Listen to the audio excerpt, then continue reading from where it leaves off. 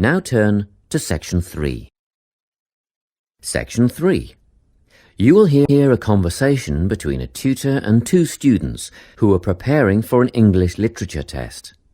First, you have some time to look at questions 21 to 24.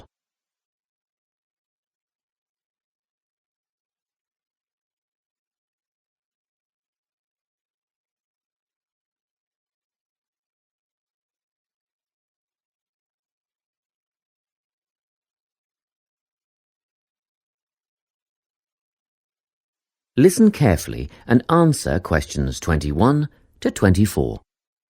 Hello, Lorna, Ian. Glad you could make it. You're the only two who put your names down for this literature tutorial, so let's get started, shall we?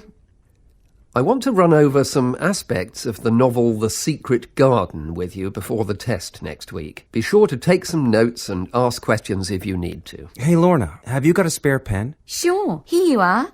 OK, so the story follows two key characters. You should refer to them as protagonists, who go by the names of Mary Lennox and Colin Craven. The story is set shortly after the turn of the 20th century, and the narrative tracks the development of the protagonists as they learn to overcome their own personal troubles together. That's quite a common storyline, isn't it? Yes, you're right, Lorna. So what can you tell me about the character of Mary? Well, in the beginning, she is an angry, rude child who is orphaned after a cholera outbreak and forced to leave India and move to the United Kingdom to her uncle's house in Yorkshire. That's right.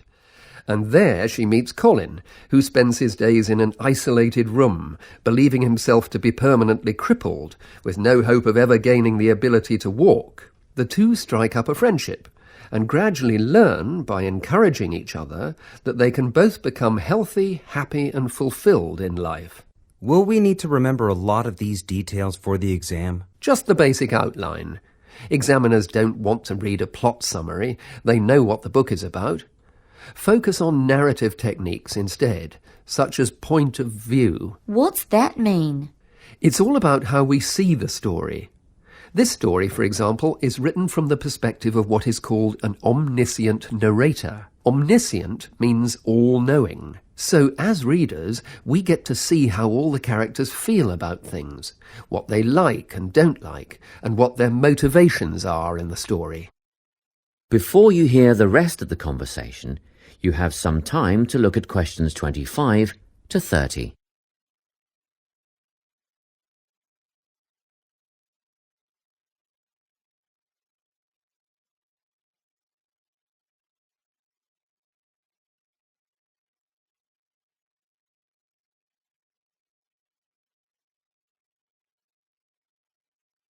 Now listen and answer questions 25 to 30. Won't it be hard to write a technical analysis? After all, it's a kid's book. Well, it was initially pitched at adults, you know. But over the years it has become seen as a more youth-orientated work. And you're right in a sense. The simple vocabulary and absence of foreshadowing make the story very easy to follow and ideally suited for children. But that doesn't mean there isn't much to analyse. Look at the symbolism, for instance. Symbols are things, right? Material things like objects that stand for abstract ideas. Absolutely, yes. And the author uses many of them.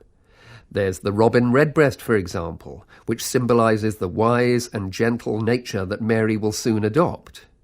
Note that the robin is described as not at all like the birds in India. Roses are used as well, as a personal symbol for Mistress Craven.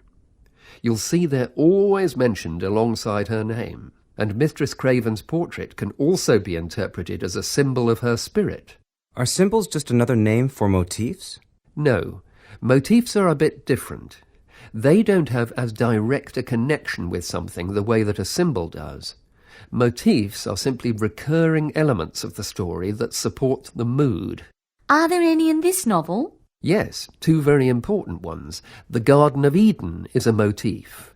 It comes up a few times in connection with the garden of the story. And then you've got the role that secrets play in the story. In the beginning, everything is steeped in secrecy, and slowly the characters share their secrets, and in the process move from darkness to lightness, metaphorically, but also, in the case of Colin, quite literally. His room in the beginning has the curtains drawn, and he appears at the end in the brightness of the garden. Anything else we need to know about? Yes. Nearly all novels explore universal concepts that everyone has experienced. Things like love, family, loneliness, friendship. These are called themes. The Secret Garden has a few themes that all centre on the idea of connections. The novel explores, for example, the way that health can determine and be determined by our outlook on life. As Colin's health improves, so too do his perceptions of his strength and possibility. The author also examines the link between our environment and our physical and emotional prosperity.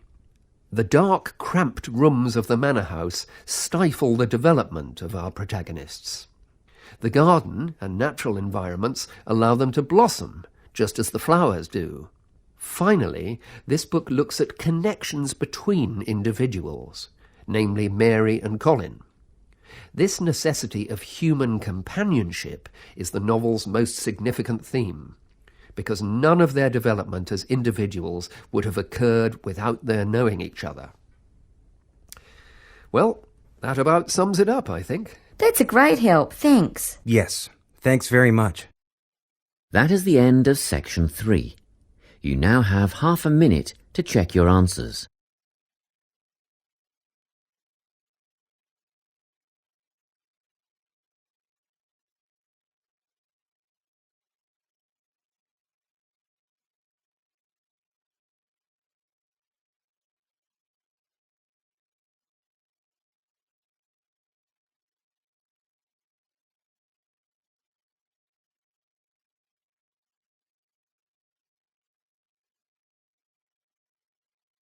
Now turn to section 4. Section 4. You will hear a talk on the topic of time perspectives. First, you have some time to look at questions 31 to 40.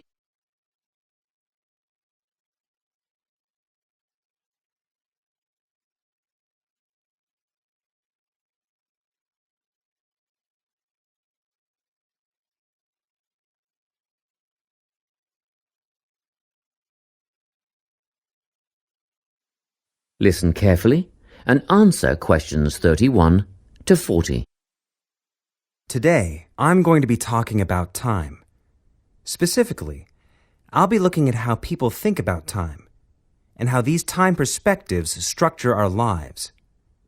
According to social psychologists, there are 6 ways of thinking about time, which are called personal time zones. The first 2 are based in the past. Past positive thinkers spend most of their time in a state of nostalgia, fondly remembering moments such as birthdays, marriages, and important achievements in their life. These are the kinds of people who keep family records, books, and photo albums. People living in the past negative time zone are also absorbed by earlier times, but they focus on all the bad things, regrets, failures, poor decisions. They spend a lot of time thinking about how life could have been. Then, we have people who live in the present. Present hedonists are driven by pleasure and immediate sensation. Their life motto is to have a good time and avoid pain. Present fatalists live in the moment too, but they believe this moment is the product of circumstances entirely beyond their control. It's their fate, whether it's poverty, religion, or society itself. Something stops these people from believing they can play a role in changing their outcomes in life. Life simply is, and that's that. Looking at the future time zone, we can see that people classified as future active are the planners and go-getters. They work rather than play and resist temptation. Decisions are made based on potential consequences, not on the experience itself. A second future-orientated perspective, future fatalistic, is driven by the certainty of life after death and some kind of a judgment day when they will be assessed on how virtuously they have lived and what success they have had in their lives. Okay, let's move on. You might ask, how do these time zones affect our lives? Well, let's start at the beginning. Everyone is brought into this world as a present hedonist. No exceptions. Our initial needs and demands, to be warm, secure, fed, and watered, all stem from the present moment. But things change when we enter formal education. We're taught to stop existing in the moment and to begin thinking about future outcomes. But did you know that every 9 seconds, a child in the USA drops out of school? For boys, the rate is much higher than for girls. We could easily say, well, boys just aren't as bright as girls. But the evidence doesn't support this. A recent study states that boys in America, by the age of 21, have spent 10,000 hours playing video games. The research suggests that they'll never fit in the traditional classroom because these boys require a situation where they have the ability to manage their own learning environment. Now, let's look at the way we do prevention education. All prevention education is aimed at a future time zone. We say, don't smoke or you'll get cancer. Get good grades or you won't get a good job. But with present-orientated kids, that just doesn't work. Although they understand the potentially negative consequences of their actions, they persist with the behavior because they're not living for the future. They're in the moment right now. We can't use logic, and it's no use reminding them of potential fallout from their decisions or previous errors of judgment. We've got to get in their minds just as they're about to make a choice. Time perspectives make a big difference in how we value and use our time. When Americans are asked how busy they are, the vast majority report being busier than ever before. They admit to sacrificing their relationships, personal time, and a good night's sleep for their success. 20 years ago, 60% of Americans had sit-down dinners with their families, and now only 20% do.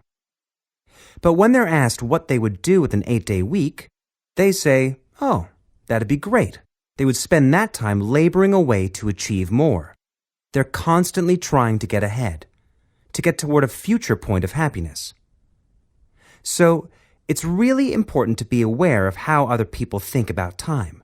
We tend to think, that person's really irresponsible, or that guy's power hungry. But often, what we're looking at is not fundamental differences of personality, but really just different ways of thinking about time. Seeing these conflicts as differences in time perspective, rather than distinctions of character, can facilitate more effective cooperation between people and get the most out of each person's individual strengths. That is the end of section 4. You now have half a minute to check your answers.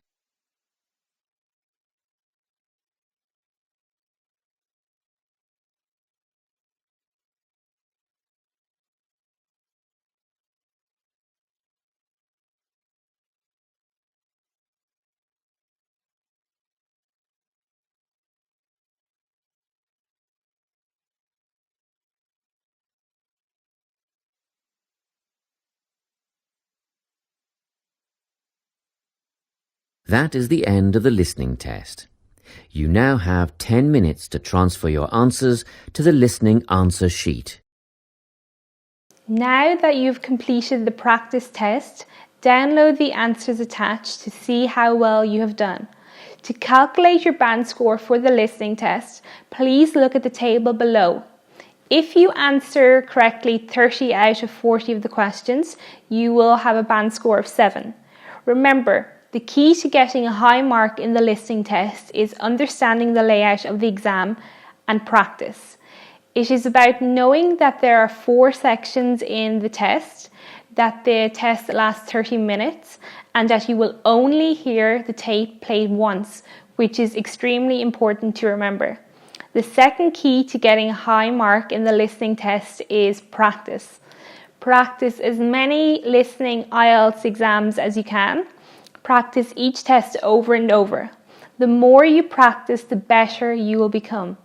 This is how you will increase your band score in your listening test.